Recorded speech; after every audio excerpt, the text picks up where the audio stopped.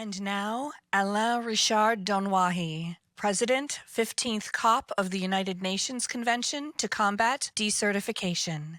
Skylar Tibbetts, Associate Professor of Design Research in the Department of Architecture, MIT, and moderator Emily Atkin, Editor-in-Chief, Heated.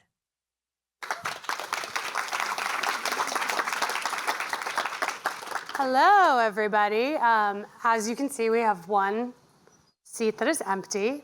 Alain Richard is on his way. Hopefully he'll be able to... Oh, yeah. Oh, my God. Hi. Nice to meet you. Work. We planned that. Timing. That was surprise entrance, so to get some excitement going. All right, I'm so excited to be here today and talk about land, which I think is something that, we take for granted sometimes. We need it. We stand on it. We eat from it. It houses all our buildings. And we're going to talk about two sides of the climate crisis and its threat to land. So desertification and sea level rise, both two sides of the climate crisis coin. One strips away land through degradation, and one literally swallows it through rising waters. You both come at this work from very different angles, but the urgency is the same.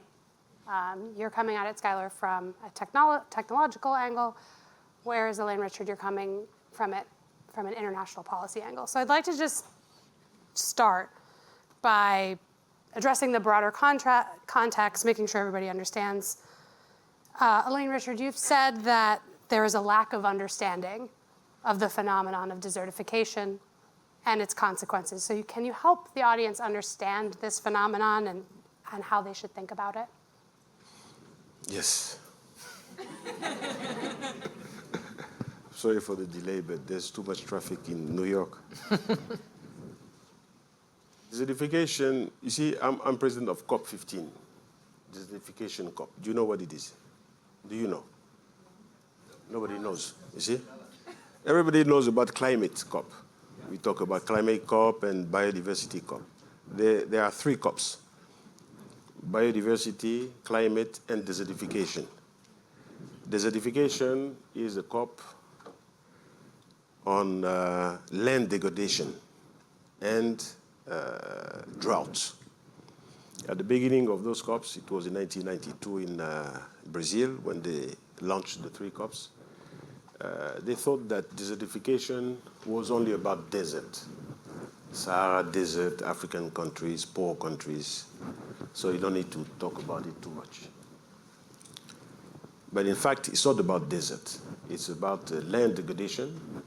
And land can be degraded by agriculture, urbanization, poor land management. And today, desertification is touching 85% of the countries in the world. In fact, 168 countries are affected by desertification.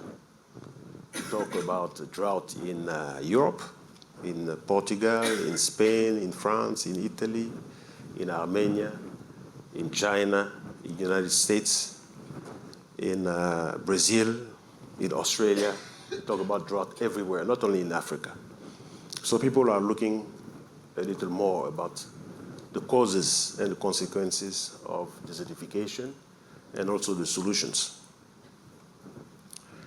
Desertification is at the core, at the root cause of climate change. Because when you have desertification, you have less forest, you have degradation of the biodiversity in the soil, but also you have the scarcity of water resources that is affected by the lack of forest. Because the cycle of water is created by the forest, by the tree. If you don't have the cycle of water, you don't have rains, you don't have winds, so you have climate change. So the root cause of climate change is desertification. So we have to all take care of, look at desertification, understand what it is, and try to find solutions. So that is why desertification is very, very, very important. Yeah, desertification is not it's not as, I guess, the poster child of climate change in maybe media coverage as, say, sea level rises. Maybe, Skylar, you can briefly talk about the problem that you're working on with sea level rise. Maybe I feel like that's maybe a little more known, but how should we be thinking about that? Yeah, I mean, if you look at sea level rise, we all know coastal cities around the world are facing increased storm action, increased sea level rise, increased erosion. Island nations are facing the same thing, but I think about it as kind of two perspectives. Most people are trying to fight the force of nature, and so the real problem is like, how do you resist increased storms? How do you resist erosion? How do you try to fight sea level rise? How do you outpace that? And then the second one is, let's do land reclamation and more dredging. Let's keep pumping, build land higher, larger. And I think these two issues are really not solutions. Like, you're not going to win by fighting nature. Nature's always going to win. It's going to break down whatever barriers you build. And we can't outpace it by dredging more. We're killing reefs. Dredging is immensely heavy carbon emissions and energy intensive. So these quote unquote solutions are actually making the problem worse. And there's really no solution that every coastal city and island nation is facing. So we need to think about it in a completely different way. Yeah.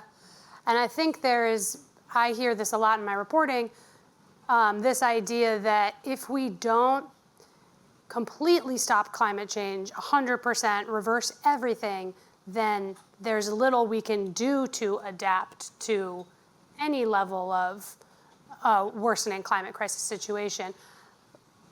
What are the solutions that you guys are seeing that you're excited about right now on both fronts? And maybe push back on that idea that these problems of desertification and sea level rise are unadaptable. Is it possible to adapt? Wayne? I hope so. I hope it's possible. I think it's possible to adapt. First of all, we have to recognize that it's a global phenomenon. You cannot solve climate change without solving the rest, So at a political level, we tried, when being president of the COP desertification, we tried to have all presidents of COPs understanding and talk together. So we had a declaration, a joint declaration that we did 2 years ago with the three COPs, stressing the fact that we all have to work together. That's one thing. So you have the global understanding that you cannot solve one problem without the other. That's very important. But also we have to raise awareness around the globe, because the politicians only cannot solve the problem, I tell you, really. It's impossible. It's everybody. It's the communities themselves that need to change their ways of life. It's also each of us that needs to change the way of life. I was asked a question about the adaptation. You talked about adaptation. How are the countries from the south will be able to adapt to the climate change, to all those phenomena? But I think it will be more difficult for the people in developed countries to adapt to climate change. In poor countries in Africa, if you have a failure of electricity or water shortage, people know how to adapt.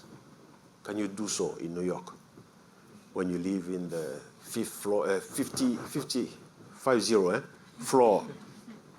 and you have a problem of electricity, shortage of electricity for 1 week? Can you adapt? Or water, can you adapt? It's going to be very difficult.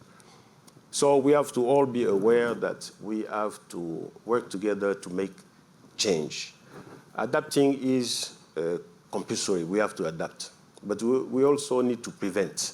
It's very important to prevent. And that's when the more developed countries are able to help less developed countries to adapt and to prevent. Because with the new technology today, we can know what is going to happen. So we have to adapt in the ways of living, but also in urbanization. I think you are architects, right? So they need to tell us how to build cities. you know. Tell us how to build. I mean, you're doing some crazy stuff building. Tell us about it. So yeah, I'm an architect. I teach at MIT, run a lab called the Self-Assembly Lab. And we've been working in the Maldives with a group called Invena on trying to find ways to collaborate with the force of the ocean, so currents and tides, to promote the accumulation of sand. So basically building with nature instead of trying to fight nature. And instead of trying to build by top-down humans, robots, machines, can we let the ocean build with us and for us? And the way that we got onto this is the first time we went to the Maldives, we went out to the sandbar, and I was amazed. You know, they said this emerged over the last month. I mean, it's larger than this room, like serious island that just formed itself.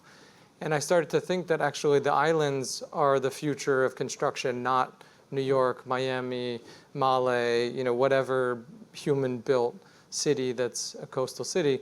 That's not the future of the environment, building these concrete jungles, because the islands grow and they change and they adapt. There was just a New York Times article saying that the Maldives are actually getting bigger. They're outpacing sea level rise naturally. And so these islands are like living organisms. They're growing and changing and adapting. So I think that's a better model. We need to think about how do we build an adaptive system that can grow and change with these forces. And it's the human-made structures that are the problem. It's not the natural ecosystems. So anyway, we're trying to build systems that can grow these islands on their own and tap into that. But the last point you were talking about, we need technology to show us and give us information about this. And so one of the things that we've realized that's a problem is actually just knowing how much your coastline is changing. And so we're trying to build a satellite platform that can monitor and predict changes. Because right now, if you have a beach, you have no idea if you lost or you gained, other than if you go out there and measure it. Like, there's no system that'll tell you how is your coastline doing. So we need more information to understand how we take action. Well, this panel is woefully short. So, yeah, I'm annoyed about it. But I guess just there are so many barriers to these problems, which are fundamentally are injustices.